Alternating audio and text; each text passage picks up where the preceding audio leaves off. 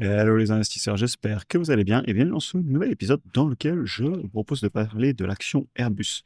Vous en doutez, j'en parle parce que j'ai reçu des commentaires, des messages dessus. On en a aussi parlé dans la communauté School de la baisse qui a eu lieu hier, notamment parce qu'il y a eu un rappel sur 6000 avions sur un logiciel, enfin pour un problème de logiciel il y a quelques jours. Et il y a un autre problème de qualité qui commencerait à circuler dans les médias depuis quelques heures.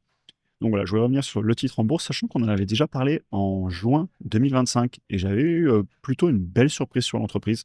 J'avais vu pas mal de points positifs. La valorisation était un peu élevée à mon goût, donc on va évidemment reparler aujourd'hui, revenir sur tous les chiffres de l'entreprise et je vous ferai une deuxième conclusion et un retour sur la conclusion que j'avais eue à l'époque. Pour information pour les membres du programme et de la communauté, on a fait un gros live revue de portefeuille dimanche et questions-réponses avec pas mal de questions qui étaient pertinentes. J'ai vraiment apprécié faire le live. Vous n'hésitez pas à aller voir le replay, il est disponible avec le sommaire pour voir les parties qui vous intéressent. Et pour ceux qui veulent le rejoindre dans la communauté sans engagement, vous avez les liens en description et en commentaire pour avoir accès aux vidéos, aux lives, analyse d'actions, précises, alerte d'achat et de vente, etc. Et évidemment, comme d'habitude, il s'agit d'un cas concernant l'investissement. Je vous partage mes chiffres, ma vision des choses, mais chacun prendra ses propres décisions. Donc Airbus, on va présenter quand même l'entreprise au cas où, mais c'est un des deux plus grands constructeurs d'avions civils au monde. Ils ont aussi des activités hélicoptères et dans la défense et l'aérospatiale. Mais vous voyez que sur les 69 milliards de chiffre d'affaires qu'ils ont fait sur l'année précédente, on est à plus de 50 milliards sur l'aviation civile et ensuite les hélicoptères, presque 8 milliards et défense et aérospace. Donc tout ce qui est le spatial, autour des 12 milliards. À l'époque, on s'était amusé à découvrir l'entreprise ensemble. Je m'attendais à des marges brutes qui étaient assez faibles. C'est normal, on est dans l'industrie, on a aussi regardé les inventaires, etc. C'est des points assez particuliers à regarder sur ce site d'entreprise parce qu'il y a des commandes derrière, il faut livrer, donc on accumule de l'inventaire. Il faut pouvoir aussi du coup gérer la trésorerie. Et par définition, dans l'industrie comme ça, on n'aura jamais des marges nettes à 20-30%. Donc on le savait un petit peu, mais ça n'empêche pas que l'entreprise a eu une excellente performance sur les 10 dernières années avec le dividende réinvesti. Elle tient le S&P 500, elle fait même mieux selon où on se place, donc bravo à elle. Et en fin de vidéo, on ira voir aussi l'avis des analystes. J'essaierai de faire un fichier de projection par rapport à ceux qui pensent, et je reviendrai aussi sur ma valorisation et mes projections. Donc on attaque. Premièrement, on va regarder la croissance du chiffre d'affaires. Sur 10 ans, on fait pratiquement du surplace à 0,8% de croissance annuelle composée. Il y a eu un gros creux dans le business en 2020. Vous vous doutez bien, vu que les avions étaient cloués au sol pendant pas mal de temps, l'entreprise, forcément, elle a été impactée aussi. Et si on se met qu'à parer 2020, on arrive à faire une croissance annuelle composée sur le chiffre d'affaires qui est quand même à 8% et qui ralentit un petit peu là récemment sur la dernière année. Mais sur le long terme, on n'est pas sur un business avec des croissances énormes. On est sur un business plutôt mature qui paie son dividende, qui l'augmente dans le temps, qui est connu pour ça. Et c'est pas forcément un mal, hein. J'ai des entreprises en portefeuille qui ont des croissances sous les 10% et qui payent un dividende et qui l'augmentent dans le temps. Et ça ne me gêne pas du moment que c'est payé au bon prix. Et la preuve en étant d'ailleurs, hein, l'entreprise, elle, tient le S&P 500. Donc ce n'est pas parce qu'on a une faible croissance que avec le dividende investi, on ne peut pas avoir un très bon retour sur investissement. On va continuer du coup. Je voulais vous montrer de suite, on va aller voir l'inventaire qui pèse quand même, vous voyez, 37 milliards d'inventaire pour 69 milliards de chiffre d'affaires sur 2024. Donc oui, il y a beaucoup d'inventaire. Il faut stocker les pièces, les avions, on ne les livre pas de suite, on a les commandes en avance, etc. Ce qui fait du coup qu'on a aussi de la trésorerie à gérer. Et le bilan de cette entreprise, il n'est pas parfait. Après, je ne suis pas inquiet dans le sens que c'est une entreprise qui a pignon sur rue, qui a pas de problème à se financer, qui a des flux de trésorerie disponibles positifs, qui permettent de couvrir le dividende, on va le regarder après. Mais c'est à noter que il y a beaucoup de dettes et c'est assez intrinsèque au type de business. Mais évidemment, quand vous regardez l'inventaire, il y a un moment, évidemment, il va être écoulé. On va rentrer de l'argent, de la trésorerie, etc. Donc, ce n'est pas un point éliminatoire du fait que ce soit une entreprise industrielle et que je peux le comprendre. Maintenant, voilà, c'est quand même à noter. Je vais enlever la dette et le cash et on va aller regarder un petit peu ce qui se passe au niveau des flux de trésorerie et du dividende, voir qu'ils puissent quand même le payer, comme d'habitude. Ils pouvaient payer leurs dividendes sur les années précédentes. Et ce que j'aime aussi beaucoup sur cette entreprise, c'est qu'ils n'ont pas hésité à arrêter quand il fallait. Globalement, très bien géré historiquement. Et c'était très dur en 2020 et 2021. Encore une fois, les avions, ils ont pu voler pendant quelques temps. Et donc, ils avaient fait ce qu'il fallait. Maintenant, sur 10 ans, on a une croissance du chiffre d'affaires de plus de 5% par an. Le rendement est actuellement de 1%, donc c'est un petit rendement mais je préfère qu'il soit sage, qu'il puisse distribuer et qu'il se retrouve pas dans une situation où il pourrait plus le payer. Donc ça ne me dérange pas. À savoir qu'en plus, c'est une entreprise qui aussi, du coup, va investir. D'ailleurs, on peut regarder le cash issu des opérations et les CAPEX, hein. C'est à noter quand même, et je vais vous enlever le chiffre d'affaires pour que vous le voyez mieux.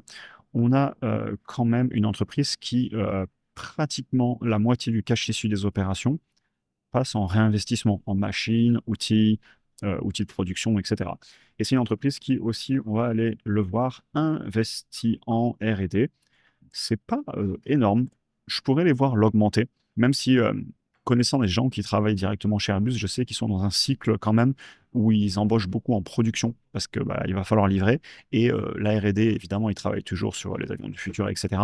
Mais ils ont surtout en ce moment besoin de personnes en production. Et d'ailleurs, clairement, sur le terrain, en termes d'ingénierie, etc., sachant que je suis ingénieur de formation, ça embauche énormément dans la prod, parce que c'est là où est le gros challenge de l'entreprise en ce moment. Mais il continue quand même à nous mettre plus de 3 milliards là, par an sur les dernières années en R&D.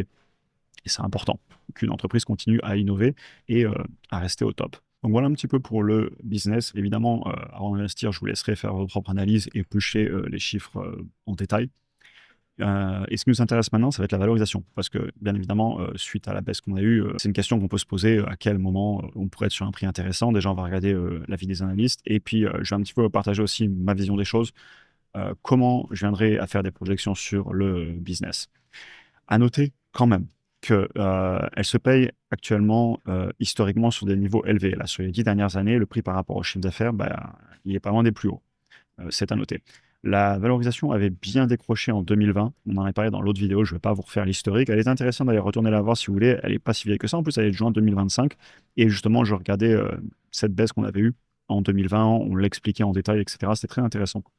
Donc voilà. Maintenant, si on regarde les autres ratios de prix, vous allez voir que ça fait un peu le yo-yo parce que ben, les marges fluctuent selon les années. Notamment, je vais vous les remontrer d'ailleurs. Je les avais affichées tout à l'heure dans mon PowerPoint. Vous voyez que les marges nettes et marges sur flux de trésor sont passées en négatif en 2020. Encore une fois, à cause de ce qui s'est passé. Plus d'avions à rester chez nous, etc. Vous vous rappelez l'histoire, on ne va pas la refaire. Donc voilà, c'est très dur d'exploiter les ratios de prix graphiquement. Voilà, je vous les montre. Bah forcément, en 2020, c'est plus très exploitable. Et si je le mets après 2021, là, ça devient un peu mieux. Mais on constate quand même que si je vous mets les médianes, aussi bien sur le PER que sur le prix par rapport à flux de trésor, actuellement, on est largement au-dessus. Comme vous voyez ici, à 45 contre 37 sur le prix par rapport au flux de trésor et à 32 contre 28 sur le PER. Donc oui, les valorisations sont hautes en ce moment. Maintenant, au niveau des projections. Je me suis amusé à prendre l'avis des analystes et à essayer de voir où ils nous situent. Globalement, ils nous mettent à 121 milliards de chiffre d'affaires en 2030, ce qui fait que pour aller chercher ce chiffre d'affaires, il faut qu'on fasse 9% de croissance cette année, puis 10% toutes les autres années. Euh, donc ça fait beaucoup de croissance, surtout que historiquement, ce n'est pas des taux de croissance qu'ils ont eu. Donc j'imagine que les analystes ont fait le travail et estiment que la croissance va repartir très fortement à la hausse. Et je le souhaite à Airbus. C'est tout à fait possible, hein. Boeing va mal, les commandes sont là, il y a beaucoup de backlog, donc d'avions à livrer, et c'est tout à fait possible. Et si vous faites votre analyse complète, évidemment, allez vous convaincre d'une telle hausse du chiffre d'affaires, parce que historiquement, sur les dernières années, quand on regarde, ce n'était pas le cas. Et au niveau des marges, et là j'étais un peu plus surpris, pour aller chercher les bénéfices par action qui m'annoncent si je ne mets pas de rachat d'actions, ce qui, globalement, je vais vous l'afficher sur les 10 dernières années, euh, est le cas. Globalement, ça n'a pas beaucoup dilué, pas beaucoup racheté, c'est plutôt du surplace. Ça veut dire qu'on va chercher des marges sur bénéfices, puisque là, je regardais le BPA, à 10% pour aller chercher un 15 de bénéfices par action, un BPA à 15. C'est beaucoup. Personnellement, je vais plus projeter sur les flux de trésor si je devais faire une analyse, mais je voulais vous montrer l'avis des analystes qui est que globalement, il faut aller chercher des sacrées marges. Et encore une fois, c'est que l'avis des analystes, moi je vous le présente ici parce que je sais que ça intéresse et parce que c'est une base de travail. Ils vont nous chercher des marges qu'on n'a pas eu souvent, voire même pas eu du tout depuis là 2007. Et ok, ils sont très optimistes. Et maintenant, combien ça se payerait? Ils nous mettent un prix à payer à 230 euros, ce qui nous ferait, à mon avis, un PER très élevé. Parce que j'ai l'habitude d'utiliser fichiers, je passe tellement d'entreprises, on en passe 5 par semaine dans le school, en quantitatif, etc.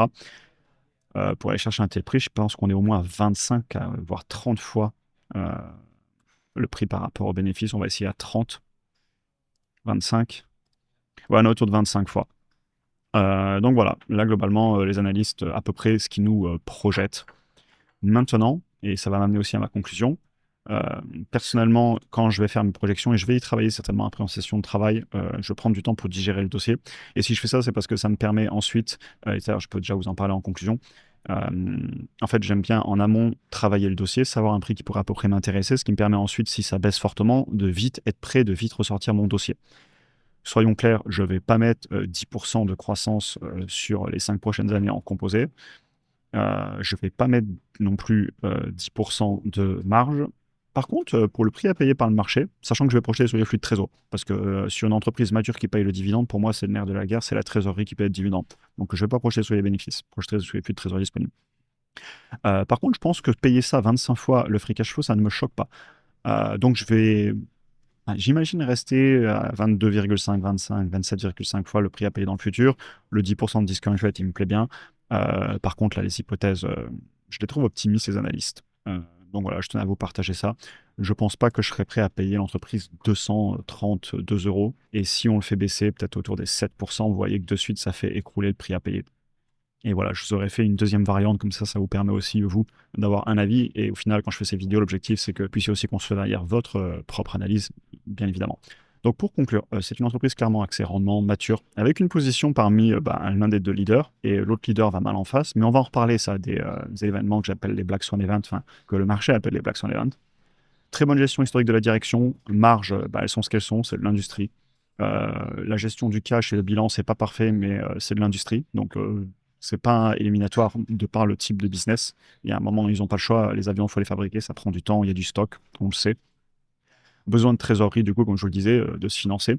Après, c'est une boîte énorme, ils n'ont pas de problème à demander de l'aide pour la trésorerie. Je pense que les banques les suivent, évidemment en vérifiant qualitatif, mais je vois pas de raison pourquoi ce serait pas le cas, à moins qu'il y ait un gros souci. Et en parlant de soucis, dans son analyse qualitative, parce que là on fait des chiffres depuis tout à l'heure, prendre en compte la possibilité d'un Black Swan Event. Ce que j'appelle un Black Swan Event, ce serait si on venait à enchaîner les mauvaises nouvelles techniques sur leurs produits, et je touche du bois pour que ça n'arrive jamais, mais si ça venait à arriver, comprendre que l'entreprise, elle pourrait passer des années dans une traversée du désert, et c'est pas à éliminer comme possibilité.